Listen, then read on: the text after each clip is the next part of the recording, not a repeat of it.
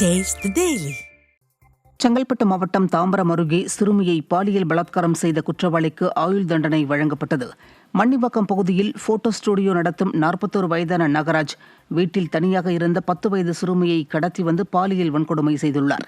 இது தொடர்பான வழக்கில் குற்றவாளியான நாகராஜுக்கு ஆயுள் தண்டனையும் 3000 ரூபாய் அபராதமும் விதித்து செங்கல்பட்டு போக்சோ நீதிமன்றம் உத்தரவிட்டது. மேலும் பாதிக்கப்பட்ட சிறுமிக்கு தமிழக அரசு 4 லட்சம் ரூபாய் இழப்பீடு வழங்கவும் நீதிபதி உத்தரவிட்டார். சேலம் மாவட்டத்தில் திருமணி முத்தாற்றில் சாய கழிவுநீர் கலக்கப்படுவதால் விவசாயிகள் வேதனையடைந்துள்ளனர். சேலம் நகரில் அனுமதியின்றி செயல்படும் சாய ஆலைகள் கழிவுநீரை சுத்திகரிப்பு செய்யாமல் திருமணி முத்தாற்றில் வெளியேற்றுகின்றன. இதனால் ஜாரிகொண்டலாம்பட்டி, அம்மானி மற்றும் உத்தம சோழபுரம் உள்ளிட்ட பகுதிகளில் நிலத்தடி நீர் வெகுவாக பாதிக்கப்பட்டுள்ளது.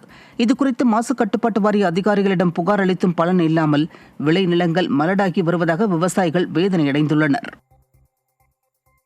இந்த ஆத்துல என்னன்னா சுத்திகரிப்பட சாய ஆலைகள் இரவு நேரங்கள்ல ரசாயன இந்த கழிவுநீர் வெளியேற்றுறதுனால விவசாயம் கடுமையான பாதிப்பாயிருக்கு. இதுல தொடர்ந்து நைட்டு பூரா இங்க வெளியேற்றணும், தண்ணி பூரா ஏரியில போய் தேங்கி நிலத்தடி நீர் கடுமையா பாதிப்பாகி போய் விவசாய கிணறுகள் பூராவே அதிக அளவு மாசடைஞ்சு கால்நடைகள் கூட தண்ணி குடிக்க முடியாத நிலைமையில் இன்னைக்கு இந்த பகுதியில் இருக்கிறோம். கோவை கணபதி அருகே உள்ள வீடுகளுக்கு மின்சார இணைப்பை துண்டித்த மாநகராட்சி நிர்வாகத்தை கண்டித்து மாவட்ட ஆட்சியர் அலுவலகத்தில் பொதுமக்கள் உள்ளிருப்பு போராட்டத்தில் ஈடுபட்டதால் பரபரப்பு ஏற்பட்டது.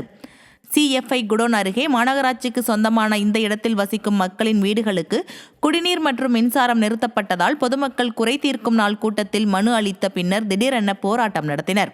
நிர்வாக திறனற்ற ஸ்டாலின் அரசு ஆட்சிக்கு முன் ஒரு பேச்சும் ஆட்சிக்கு வந்த பின் ஒரு பேச்சும் பேசுவதாக மக்கள் குற்றம் சாட்டினர்.